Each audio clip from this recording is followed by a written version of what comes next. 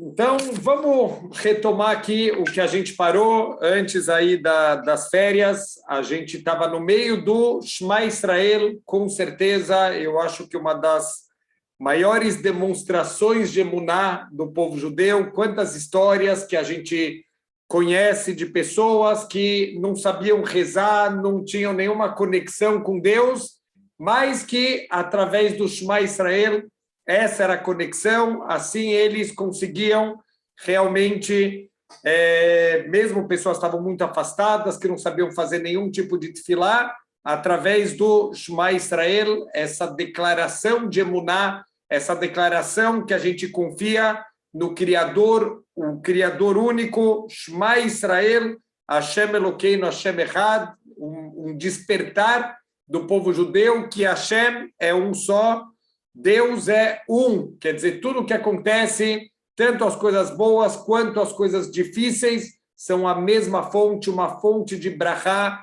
uma fonte de misericórdia, e assim, Baruch Hashem, a gente acaba tendo essa grande marca. Uma história muito linda que eu escutei, teve um rabino que ele sobreviveu à Shoah, e muitas crianças, os pais, no desespero, na vontade de salvar os seus filhos, eles acabaram deixando os seus filhos, muitas vezes, em conventos, com famílias que não eram judias, e essas famílias mandavam também para conventos, para que os padres cuidassem, escondessem as crianças, e quando terminou a guerra, esse Rav, ele foi passando em todos os conventos, foi passando em todos esses centros onde as crianças tinham sido levadas, para pegar as crianças judias, para que elas fossem educadas como judeus. Mas os padres começaram a falar, olha, é difícil saber agora quem são as crianças judias, quem não são judias, os homens talvez mais fácil, quem tem Brit Milá, quem não tem Brit Milá, mas as meninas não tem como saber quais são judias, quais não são judias. Como a gente faz agora para poder saber quem vocês vão levar, quem vocês não vão levar? A gente não pode também entregar crianças que a gente não sabe se elas são judias ou não são judias. E o rabino, ele realmente ele não sabia o que fazer, o que argumentar, e ele viu que realmente ele não ia conseguir pegar as crianças, poder salvar a espiritualidade dessas crianças, ensinar para elas uma vida judaica. Então, de repente, ele foi iluminado com uma grande ideia, ele subiu em cima de uma mesa e ele começou a falar Shema Israel, Hashem Elokeinu, Hashem Echad. O que aconteceu? Imediatamente, algumas criancinhas começaram a falar Ima, Abba, Tate. Começaram a lembrar que os pais, antes de colocar os seus filhos para dormir, justamente eles faziam o Shema Israel com os seus filhos, e eles lembraram, quando o rabino fez o Shema Israel, essas crianças lembraram do pai e da mãe, o rabino virou para os padres e falou, essas crianças eu vou levar comigo. Então foi a prova, o Shema Israel era a prova das crianças que eram as crianças judias, quer dizer, muitas e muitas histórias com o nosso Shema Israel, histórias de milagres, histórias em guerras, histórias de doenças, que a pessoa, na última hora, ela faz o Shema Israel e tem uma salvação milagrosa. Então, vamos continuar. A verdade é que a gente tinha parado no meio do Shema Israel. O Shema Israel, como a gente explicou, só retomando aqui, ele é dividido em 3 partes, são 3 parágrafos do Shema Israel, que estão em partes diferentes da Torá. A primeira parte do Shema Israel está no Sefer Dvarim, no Perek Vav, o 6º capítulo do último livro da Torá, o Sefer Dvarim. A segunda parte está no Sefer Dvarim também, mas no capítulo 11. E a terceira parte do Shema Israel está no Sefer Bamidbar, no 4º livro da Torá, Sefer Bamidbar, no capítulo 15. E a gente explicou por que está nessa ordem. A gente vê que não está na ordem que esses versículos aparecem na Torá. Então, a gente explicou que a ordem, na verdade, ela vem do que é mais abrangente para o menos abrangente. O primeiro parágrafo, ele está vindo falar do Ol Malchut Shamayim, a gente receber o jugo de Deus que existe, Hashem Elokeinu, Hashem Echad. A segunda parte já é um pouco mais restrito, estamos falando do Ol Torah e Mitzvot, né? O jugo de receber sobre si o cumprimento em geral das mitzvot. E, por último, a terceira parte, ela fala sobre a mitzvah de tzitzit, já é muito mais reduzido o escopo, e a mitzvah do tzitzit, a gente sabe que é uma mitzvah que a gente só cumpre durante o dia, então está indo do mais abrangente para o mais específico. A gente tinha parado no meio do segundo parágrafo, então no segundo parágrafo a gente estava falando sobre as brahot condicionais. Olha que Mina Shamayim, de novo, não é combinado e é tudo combinado ao mesmo tempo, tudo é parte das Ashgaha Pratid, da supervisão particular de Deus. A gente agora está na Parashat Re'eh. A gente falou bastante ontem na aula da Parashá, que a Parashá começa com as seguintes palavras: Re'eh, veja, eu coloco diante de vocês a brachá e a klalá, a bênção e a maldição. O que é a brachá? Se vocês escutarem a vontade de Deus, se vocês cumprirem as mitzvot, esse é o caminho da brachá. E se Deus nos livre, vocês não escutarem as mitzvot, não cumprirem o que Deus pediu, se vocês seguirem atrás das idolatrias do mundo, vai vir a klalá, vai vir a maldição. Justamente é isso que o Shema Israel ele vem ressaltar para a gente, esse segundo parágrafo. Im chamou a tishmeu, se vocês escutarem tudo que Deus pediu, Deus vai mandar brachot para a gente, vai vir as chuvas, o teu campo ele vai produzir, você vai poder colher para você vai poder colher para dar para o teu animal.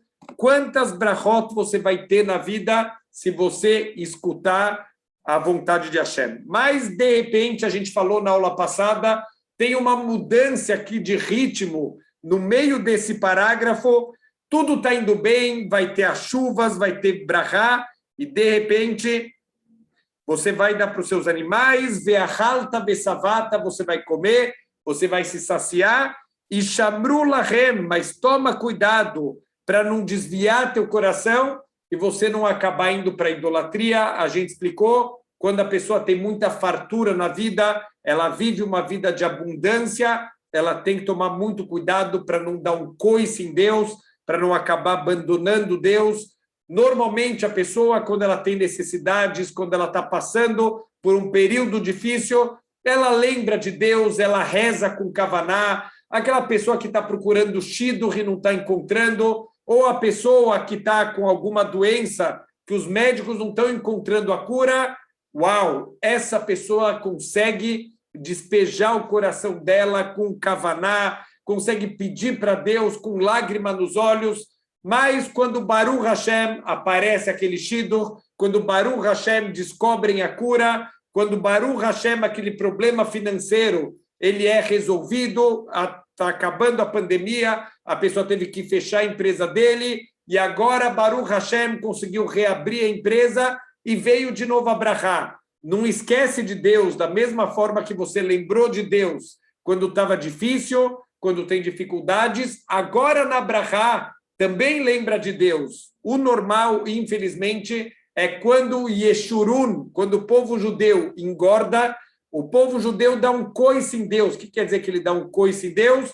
O povo judeu acaba esquecendo Hashem, acaba se afastando de Hashem, e por isso a gente deve, Bezrat Hashem, sempre lembrar de Hashem, tanto nas dificuldades para pedir para Ele, quanto no sucesso, para agradecer para Ele e não para a gente mesmo, achar que foi o meu esforço, eu consegui fazer, eu consegui construir. Não, foi Hashem que deu para a gente abrahar, foi Hashem que colocou aquela ideia na nossa cabeça, foi Hashem que deu a força para a gente fazer tudo. Mas se a gente não escutar, Deus vai fechar o céu, não vai ter chuvas. Normalmente a falta de chuvas ela está associada com roubo, com enganação, com todos os tipos de atos desonestos. Deus ele fecha o céu, já que os teus negócios são baseados em desonestidade. Deus ele vai fechar os céus, não vai ter chuva, e aqui não dá para fazer malandragem. Quando Deus fecha o céu, não tem mais conversa, não tem o que fazer. A chave das chuvas, Deus nunca vai entregar para o ser humano, justamente porque é a forma que ele tem de despertar a gente. Toda vez que o ser humano se afasta, justamente na chuva, que está completamente acima do nosso controle, que Deus ele vai dar para a gente aquele despertador para a gente voltar para o caminho.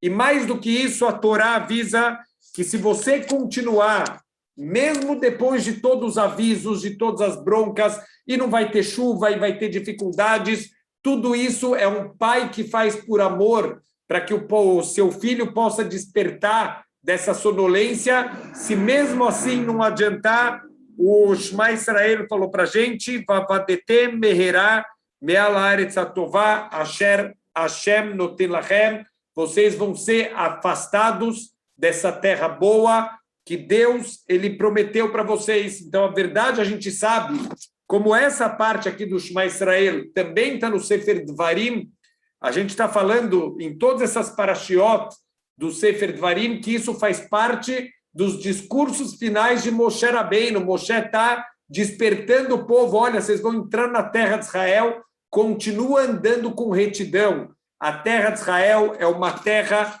que é uma terra exigente, é uma terra com santidade. Se a pessoa viver na terra de Israel sem santidade, a terra de Israel expulsa essa pessoa. É como se a terra de Israel está cuspindo seus habitantes que não vivem, que não se comportam de uma maneira exemplar. Então, assim, a gente terminou na aula passada com esse aviso da Torá. Se vocês andarem num caminho, vocês vão ter muitas brachot. Se vocês não andarem no caminho, Deus ele vai aumentando as dificuldades até que vai chegar um momento que, infelizmente, Deus vai mandar embora o povo judeu da terra de Israel. Foi o que aconteceu. Estamos ainda no meio de um grande exílio que parece que não tem fim. Esse exílio, a gente sabe, animamin bemunash leimah, a gente acredita com todo o nosso coração, com uma emuná completa, que vai vir o Mashiach, vai vir o nosso Beis Hamikdash, todo o povo judeu vai voltar para Eretz Israel, mas há quase 2000 anos a gente está aqui amargando um terrível exílio, rezando e esperando todos os dias pela vinda do Mashiach. Vamos continuar aqui no Shema Israel. Vesamtem es dvarai eile al levavchem ve'al nafshechem.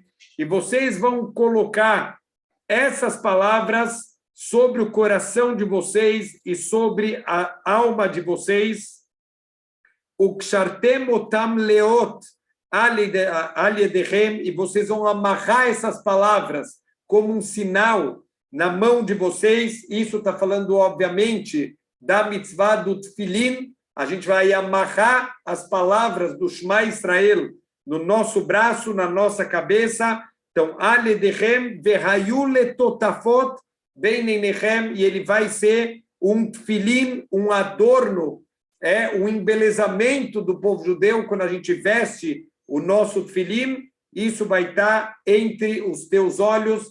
A gente sabe que a gente tem transmissão oral, apesar de estar escrito na Torá que a mitzvah do Tfilin você vai amarrar na mão e você vai colocar entre os olhos. A gente tem a transmissão oral que não é simplesmente pegar o pergaminho e amarrar no braço, e não é simplesmente a gente pegar o pergaminho e colocar no meio dos olhos. Existe uma caixa, essa caixa ela vai conter alguns pergaminhos com essas partes aqui do Shema Israel. A gente vai amarrar, não é na mão literalmente, é no braço. A gente vai colocar entre os olhos, na verdade também não é literalmente entre os olhos, é aqui na testa, mais posicionado, centralizado aqui entre os olhos, e assim a gente vai cumprir a mitzvah de Tfilim. Velimadetem otam et bneichem, e vocês vão ensinar essas palavras para os seus filhos. Significa que aqui a gente tem a mitzvah da Torá, da gente estudar a Torá, da gente transmitir a Torá. Parte da mitzvah de estudar a Torá é transmitir a Torá. Elas são a mesma mitzvah, porque para a gente estudar da maneira correta, para a Torá ter continuidade, a gente tem que transmitir essa Torá para as futuras gerações. Então, você vai ensinar para os teus filhos, ledaber bam, beshiftecha beveitecha, e você vai discutir essas palavras da Torá quando você estivesse sentando na tua casa, uvelechtecha baderech, quando você estiver no caminho, andando no caminho. Então, olha que incrível. Não tem nenhum momento do dia que a gente está isento do nosso estudo da Torá. A gente deve estudar a Torá quando eu estou em casa, quando eu estou no caminho. Hoje em dia, a tecnologia está ajudando, Baruch Hashem. Alguém que vai pegar o carro numa viagem longa, leva um CD, leva um pendrive, pode ir o caminho inteiro escutando aulas de Torá, pode ir aprendendo, pode ir crescendo espiritualmente, tanto quando está em casa, quanto quando você vai no caminho. O beshorbecha, o comerra, quando você se deitar e quando você se levantar. Essa é a fonte da Torá que a gente aprende. Assim, o Talmud, no Tratado de Brachot, ensina para a gente que daqui a gente aprende que o Shema Israel, ele deve ser dito de manhã cedo e deve ser dito no final do dia, de noite, quando você vai se levantar e quando você vai se deitar. Quer dizer, o horário que as pessoas levantam e o horário que as pessoas vão se deitar. Esses são os dois momentos do dia que a gente vai cumprir a mitzvah de fazer o Shema Israel. Urtaftam al mezuzot beitecha o visharecha, e você vai escrever nos batentes da tua casa e dos teus portões. De novo, aqui não é literalmente, a gente vai escrever no batente, isso se refere à mitzvah de mezuzá. A gente vai colocar nas mezuzot, nos batentes de casa, as palavras aqui do Shema Israel, para cumprir que na porta de casa, um lembrete. Essa casa, por mais que a gente coloca aquela plaquinha, né? Mishpachat Birenboim. Aqui é a casa da família Birenboim, mas não esquece, tem um aviso do lado, tem uma mezuzá, mostrando que, olha, você mora nessa casa. A família Birenboim, ela mora nessa casa, mas a casa é de Hashem, a casa não é nossa. E as leis dentro dessa casa, mesmo que entre quatro paredes, não tem ninguém olhando. Tem, Deus está olhando as regras de dentro da casa, mesmo quando ninguém está olhando, Hashem está vendo tudo que a gente faz. Então, é um lembrete que essa casa é uma casa de Hashem. Leman irbu yemechem. E para que tudo isso? Para que se alonguem seus dias.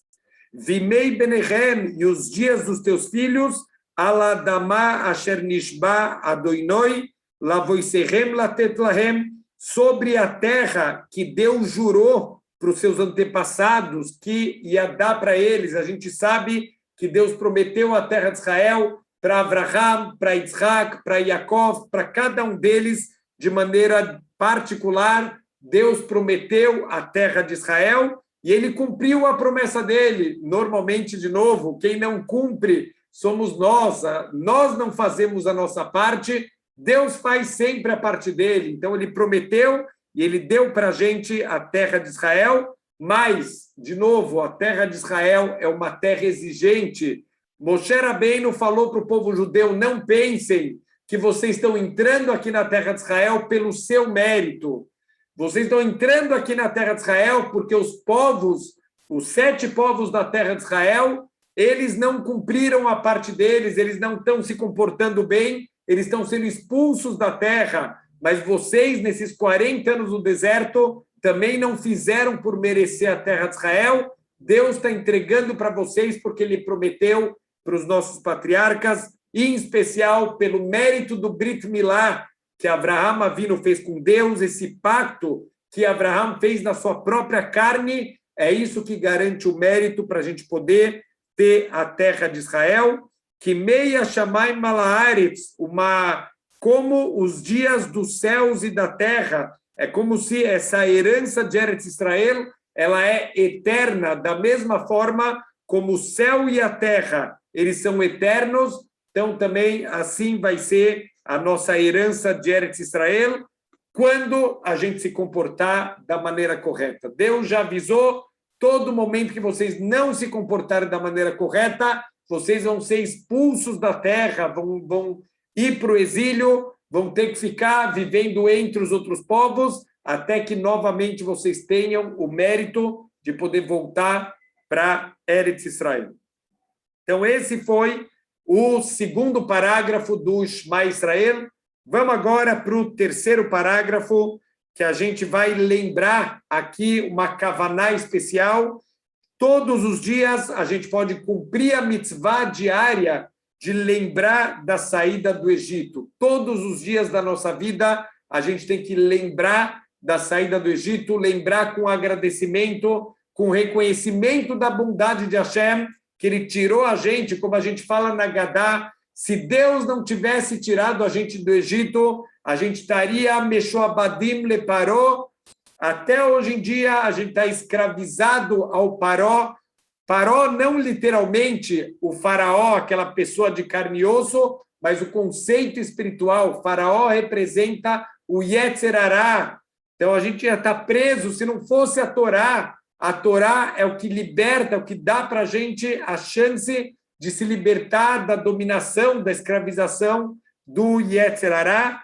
Olha que incrível, só voltando um pouquinho, que a gente falou as palavras, a gente começou hoje, Mina Shamayim, com as palavras Vesamtem es dvarai eile alevavchem ve'al nafshechem. Vocês vão colocar essas palavras no teu coração. Os nossos sábios falam, não leia Samtem, e sim Samtam. A Torá, ela é uma especiaria que ela cura, que ela é boa. Então, a gente tem aqui, como os nossos sábios explicam, Deus fala para o povo judeu, Barat Yetzer Hará, Barat Lo Torá Tavlin. Eu criei o Yetzer Hará, e eu sei que a única maneira da gente vencer o Yetzer Hará é através de Torá Tavlin, da gente ter aqui a Torá na nossa vida. Quanto mais a gente estudar a Torá, mais a gente vai conseguir cumprir a vontade de Deus e vamos garantir a nossa permanência na terra de Israel. Hoje, o povo judeu vive na terra de Israel, mas a gente vê quanta insegurança a gente tem. Infelizmente, a gente não tem o Beit HaMikdash. Infelizmente, a Me'arat HaMachpelah, que está na cidade de Hebron, está na mão dos árabes. O túmulo de Rahel, também Beit Lehem, está na mão dos árabes. O túmulo do Yosef está hoje numa região árabe chamada Nablus. Infelizmente, os lugares mais sagrados do povo judeu acabam, hoje em dia, ainda estão nas mãos dos árabes. Isso é um sinal que a gente ainda não tem mérito para voltar para a nossa terra de uma maneira plena. Deus está esperando a nossa tchuvá, os nossos atos, para a gente poder voltar para a terra de Israel, conforme ele avisou para a gente que, se a gente andar no caminho, ele vai proteger e vai manter a gente em Eretz Israel. E, para a gente terminar, o último parágrafo aqui do Shema Israel, Vayomer Hashem el Moshe lemor, e disse Deus para Moshe, e assim ele falou para Moshe, Daber el Bnei Israel, fale com o povo judeu, Ve'amar talehem, e diga para eles, Ve'asu lahem tzitzit. Ele está trazendo aqui a importantíssima mitzvah de tzitzit. Tzitzit vem lá da palavra leatzitz. Leatzitz é olhar. Então, o tzitzit, esses fios aqui do tzitzit, que a gente anda do lado de fora da roupa, eles são um lembrete, são uma maneira de você nunca esquecer de Hashem, nunca esquecer das mitzvot. A palavra tzitzit, somado com o número de nós e com o número de fios, forma o número 613. Então, tzitzit é um lembrete das 613 mitzvot da Torá, é um despertar de Irat Shamayim, de temor a Deus. Toda vez que a gente olha para o tzitzit, isso ajuda a gente a ter força de não tropeçar nas transgressões, de não tropeçar nas tavot, nos desejos. Só, olha que incrível, uma história maravilhosa sobre o tzitzit. Conta a história de um homem de Torá, de mitzvot, Baruch Hashem, mas ele começou a sentir um desejo muito grande. Tinha uma mulher não judia de reputação muito duvidosa, era uma mulher estonteantemente bonita, uma mulher muito bonita, talvez uma das mulheres mais famosas da época, que as pessoas pagavam muitas moedas de ouro para poder passar uma noite com essa mulher. Esse Yehudi, ele teve um grande Yetzer Hará, e ele acabou sucumbindo aos desejos dele, e ele foi se encontrar com essa mulher. Essa mulher tinha 7 camas de prata e uma cama de ouro. Essa era a riqueza de tantos clientes que essa mulher tem, de tão caro que as pessoas estavam dispostos a pagar por causa da beleza dela. E esse Yehudi, infelizmente, acabou indo ao encontro dessa mulher. Ele pagou para ela aquele dinheiro todo, e quando ele estava tirando a camisa dele, olha que incrível, o tzitzit bateu nele como se fosse um chicote, e ele sentiu como se Deus tivesse dado um tapa na cara dele naquela hora. Doeu tanto para ele, não a dor física, a dor espiritual. O que eu estou fazendo da minha vida? Ele começou a se vestir de novo. A mulher virou para ele e falou assim, o que foi? Ele falou, não, eu estou indo embora. Ela falou, eu não vou devolver o dinheiro. Ele falou, não quero o dinheiro de volta, pode ficar com o dinheiro. E aí a mulher começou a ficar incomodada. Ela falou, nunca um homem resistiu aos meus encantos. O que você viu de errado em mim? Você está vendo algum defeito em mim, alguma coisa que causou em você uma repulsa? E o homem falou, não, Deus me livre, não é isso. Você é a mulher mais linda que eu já vi na vida. Mas ele falou a verdade, eu tenho um Deus, esse Deus bondoso, Deus misericordioso, ele deu para a gente mitzvot, e eu vou cumprir as mitzvot do meu Deus, eu não vou abandonar ele. E mencionou essa chicotada que Deus deu na cara dele, e essa mulher, ela não acreditou no que os ouvidos dela escutavam, ela virou para esse homem e falou, eu não te deixo ir embora daqui até que você me fale o teu nome, o nome do teu rabino e aonde você estuda a Torá. Essa mulher, ela doou tudo que ela tinha, uma parte para os pobres, uma parte para o Império Romano, e uma parte ela guardou com ela, e ela foi até o rabino desse homem e falou, rabino, eu quero me casar com esse homem, o teu aluno. E o rabino falou, olha, talvez a tua motivação não seja Lechem Shamayim, por que você quer casar com ele? Você achou ele bonito? O que você viu nele? Ela deu para o rabino o papel, ela contou a história, e o rabino entendeu que ela viu um Kiddush Hashem tão grande, de um homem que conseguiu, na última hora, quando o desejo estava lá fervendo, por causa da mitzvah de tzitzit, ela se lembrou das mitzvot de Hashem, ele se lembrou e ele conseguiu vencer. Isso fez um impacto nessa mulher tão grande que ela falou, eu quero andar nesse caminho também, e ela foi se converter. Quando o rabino viu o papel e escutou a história, realmente ele entendeu que as motivações dela eram as motivações mais elevadas possíveis, e ele permitiu que ela se convertesse e que ela casasse com o seu aluno. Olha que incrível a importância. Óbvio, todas as mitzvot, elas são muito importantes, mas a mitzvah do tzitzit, ela tem a importância de representar as 613 mitzvot da Torá, e justamente elas ficarem visíveis, para mesmo no momento do teste, a gente tem aqui um lembrete, eu ando com um lembrete, da mesma maneira, a pessoa que não quer esquecer uma coisa importante, ela amarra, né, aquele fiozinho na mão, ele amarra para lembrar o que ele não quer esquecer. A gente anda com os nossos fios como lembretes que a gente nunca quer esquecer, quem nós somos e aonde a gente quer chegar. Então, essa é a ordem que Deus está dando para o povo judeu. Façam para vocês tzitzit al kanfei bigdehem ledorotam, sobre os cantos das suas roupas. Que roupas que elas são obrigadas que a gente coloque o tzitzit? Roupas que tenham 4 pontas. Qualquer roupa que tenha 4 pontas, ele exige que a pessoa coloque tzitzit nas 4 pontas. Vou dar um exemplo. É muito comum, aqui, por exemplo, no sul, quando faz muito frio, as pessoas vestirem como se fosse um cobertor de vestir. Isso precisa de tzitzit.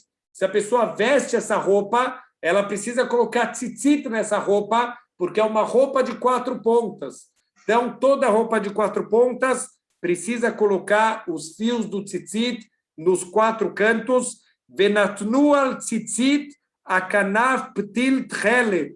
E um dos fios do tzitzit, ele vai ser tchelet, ele vai ser tingido de azul celeste. Da onde vem essa cor azul celeste? Ela era retirada ou de um peixe, tem opinião que era um peixe, tem opinião que era um anfíbio, que ele tem o sangue dele, tem essa coloração de azul celeste. Então, era uma coloração cara, era uma tinta cara para fazer. Esse animal era chamado rilazon, e assim as pessoas tingiam um dos fios do tzitzit, ele tem que ser azul celeste. Por quê? Justamente a pessoa vai olhar para o tzitzit, ele vai ver aquele azul celeste, ele vai lembrar do céu, ele vai lembrar de Deus e ele vai cumprir as mitzvot. Olha que ideia incrível. Eu tinha um questionamento, eu achei que eu era louco, Baruch Hashem, eu descobri que eu não era tão louco assim. Eu comecei uma vez a perceber que no mundo tem tudo de todas as cores, a gente tem frutas de todas as cores, a gente tem flores, a gente tem animais também de todas as cores, mas uma vez eu comecei a perceber uma coisa estranha. Não tem praticamente na natureza coisas da cor azul celeste, não tem animais que são azul celeste, não tem flores naturais que são azul celeste. O que é azul? Coisas que voam, por exemplo, borboletas, tem pássaros, mas o que vive na terra não tem azul celeste, não tem fruta que é azul celeste, tem fruta azul, azul mais escura, blueberry, mas não é azul celeste, não tem. Olha que incrível. Deus, ele fez o mundo todo colorido, mas o azul celeste ele não colocou no mundo. Eu tinha reparado nisso, mas eu falei, eu não vou perguntar para ninguém porque vão achar que eu sou louco. Então, eu fiquei com aquela ideia na cabeça. Certa vez eu fui no Shabat, eu morava ainda em Eretz Israel, eu fui na casa de um grande Rav da família Mendelboim. O Rav Mendelboim, ele tinha um costume na mesa, sempre quando ele vai dar o Dvar Torá, a família inteira dele, ele perguntava, cada filho tinha que falar na mesa o que ele percebeu de maneira especial naquela semana, a mão de Deus. Era uma família muito especial, a família Mendelboim. E o Rav, nesse Shabat, ele fez uma pergunta na mesa, por que Deus não fez nada no mundo azul celeste? Eu falei, uau, é a minha pergunta, eu não sou tão louco assim. Olha que explicação maravilhosa que ele trouxe sobre essa pergunta. A palavra tchelet, ela tem as mesmas letras da palavra tahlit. Tahlit é propósito, objetivo. Nada no mundo material é o objetivo verdadeiro, são simplesmente meios para a gente poder chegar no nosso objetivo espiritual verdadeiro. O que é tchelet? O Shamaim, o céu é azul celeste. Para a gente lembrar, isso é o objetivo, o espiritual é o nosso objetivo verdadeiro, e não o mundo material. Usa o mundo material, mas não como fim das coisas, não como objetivo da tua vida. Tenha mundo material, trabalha para poder comprar uma casa bonita, uma roupa boa, mas isso não é o objetivo, isso não é a meta final, isso é um meio para você poder usar para se conectar com o Criador do mundo e chegar no objetivo verdadeiro, que é o Tchelet, o Tahlit, o céu. Ve'aya lahem letzitzit. Então, vai ser para vocês como um tzitzit, algo que vocês vão olhar constantemente. Ureisem oto, e vocês vão olhar para eles. Uzhartem et kol mitzvot Hashem, e você vai se lembrar de todas as mitzvot de Hashem, tanto pela parte numérica, como a gente falou, a palavra, a gemátria da palavra tzitzit, com o número de fios e o número de nós do tzitzit, forma o número 613, o número de mitzvot da Torá, e também pela cor tchelet, essa cor azul celeste, para a gente lembrar de Deus, para a gente lembrar das mitzvot. Vasitem otam, e você vai cumprir as mitzvot. Velo taturu acharei levavchem ve'acharei nechem asher atem zonim acharechem. e que isso impeça vocês de seguirem seus olhos e de seguirem seu coração, aonde vocês vão se desviar atrás deles. Vamos voltar na história. Olha que incrível que Mina Shamayim, aquele homem, ele estava seguindo seus olhos, seu coração, seu desejo. Ele sentiu desejo por uma mulher, mesmo que ele sabia que é uma coisa proibida. Ele seguiu o desejo dele, o coração dele, os olhos dele atrás de uma mulher muito bonita, mas o tzitzit salvou a vida dele, salvou o olam habá dele, ajudou ele a evitar, porque a gente sabe o conceito que haverá goreret haverá. Uma transgressão, ela atrai outra transgressão. Da mesma maneira que uma mitzvah, goreret mitzvah, cada mitzvah que a gente faz, isso aproxima a gente de uma nova mitzvah. Uma transgressão, a mesma coisa. Se esse homem tivesse sucumbido aos desejos e tivesse transgredido com aquela mulher, pode ser que aquilo ia ser a porta de entrada dele se afastar para sempre da Torá e das mitzvot, mas o tzitzit salvou a vida dele. Então, não siga o teu coração, não siga os teus olhos.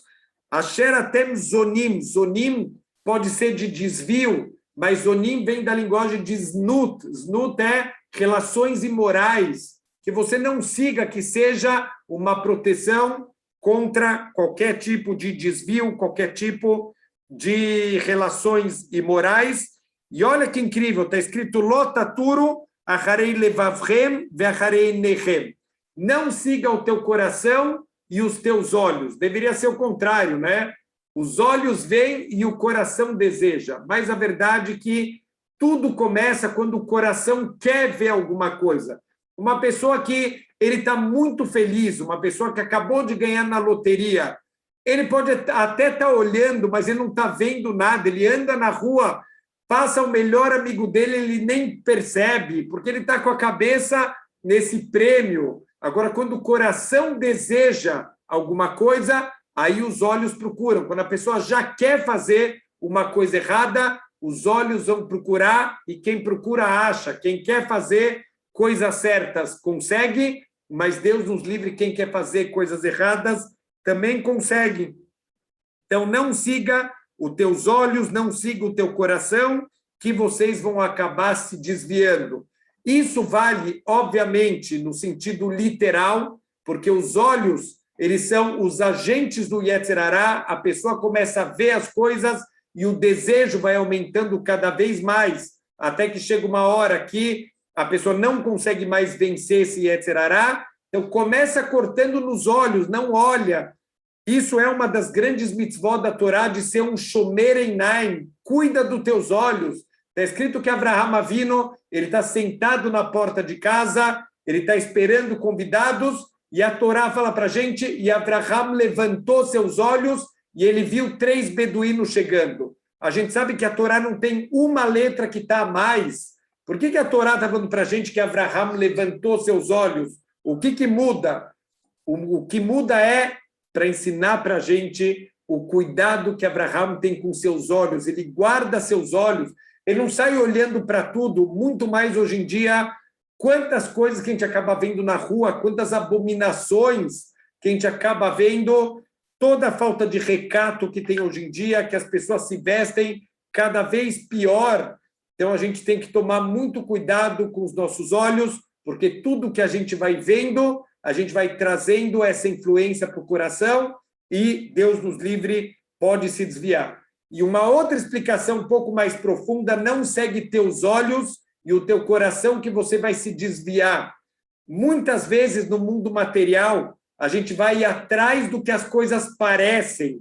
Um dos grandes questionamentos que a gente tem na vida, por que pessoas boas sofrem e pessoas ruins têm sucesso na vida? Isso é uma ilusão de ótica, não é verdade. No final das contas, a gente colocar no papel, olha as pessoas boas, como foi a vida delas, elas tiveram coisas amargas e difíceis na vida? Com certeza tiveram. Mas olha onde elas chegaram, veja a brachá que elas construíram na vida dela, as famílias que elas construíram, a espiritualidade, os traços de caráter que elas construíram. Uau, incrível! E ao contrário, os rechaim Parece que eles tiveram sucesso, uma enganação, ilusão de ótica. Olha a vida deles verdadeira. Quantas pessoas que têm tudo na vida, têm dinheiro, têm fama. Uau, essa pessoa deve ser a pessoa mais feliz do mundo. No dia seguinte, a gente abre o jornal, a pessoa se suicidou, a pessoa morreu de overdose. Espera aí, ele era tão feliz, aparecia sempre nos vídeos, no TikTok, em todas essas estuiotas, essas besteiras do mundo, parecia a pessoa mais feliz do mundo, e ele se matou, ele morreu de overdose de drogas. Então, a gente vê que é uma grande ilusão de ótica. Não segue teu coração e teus olhos, que vocês se desviam. Usa a tua cabeça, presta atenção, os caminhos que as pessoas estão seguindo na vida, o caminho da brachá e o caminho da klalá. Leman tizkeru, e o tzitzit vai ser para que vocês se lembrem, ve'asitem et kol mitzvotai, e que vocês possam cumprir todas as mitzvot de Hashem, vitem kedoshim leloheichem, e que vocês sejam sagrados diante do seu Criador. Como que a gente vira uma pessoa sagrada? Então, normalmente, né, quando a gente fala o conceito de santo, de sagrado, o que a gente imagina? Aquela pessoa que foi morar no alto de uma montanha, um eremita, ele dorme numa cama de pregos, ele faz jejuns o dia inteiro, ele está completamente isolado do mundo, voto de castidade, voto de silêncio, ele não quer ter prazeres do mundo material. A gente acha que isso é santidade.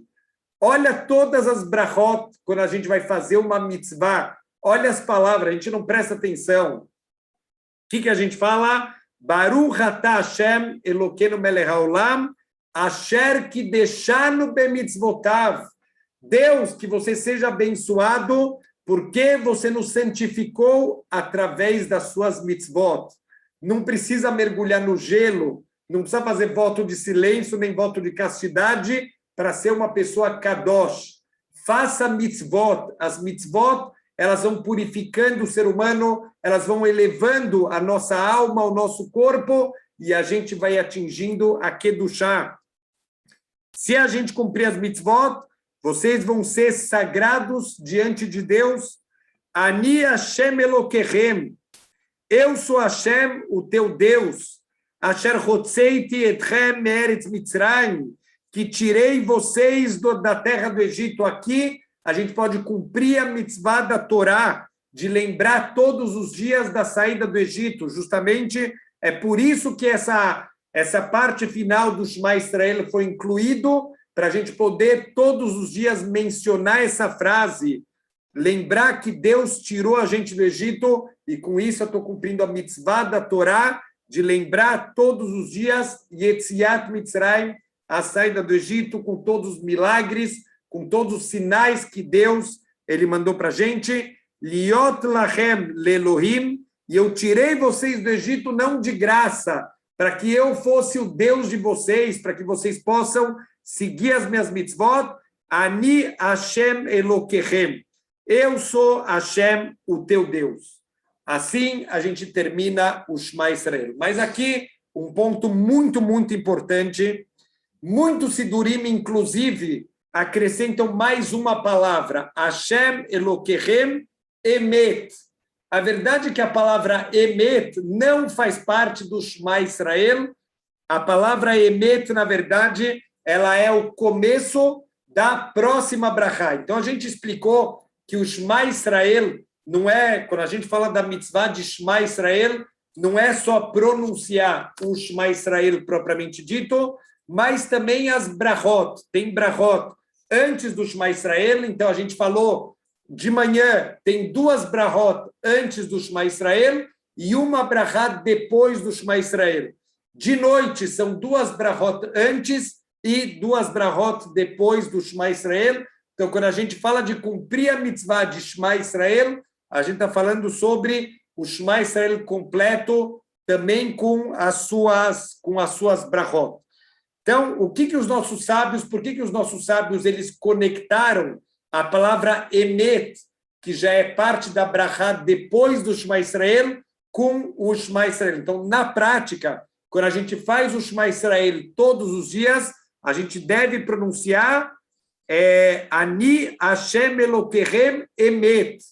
E quando a gente vai continuar, a gente já começa da segunda palavra da Brahá, que é Veyatzi, Venachon, Vekayam, porque o Emet ele tem que estar conectado com o Shema Israel. Um dos motivos principais, o profeta Irmiau, ele traz as seguintes palavras, um dos psukim, um dos versículos do profeta Irmiau, ele faz um louvor para Hashem, ele fala Hashem Elokim Emet.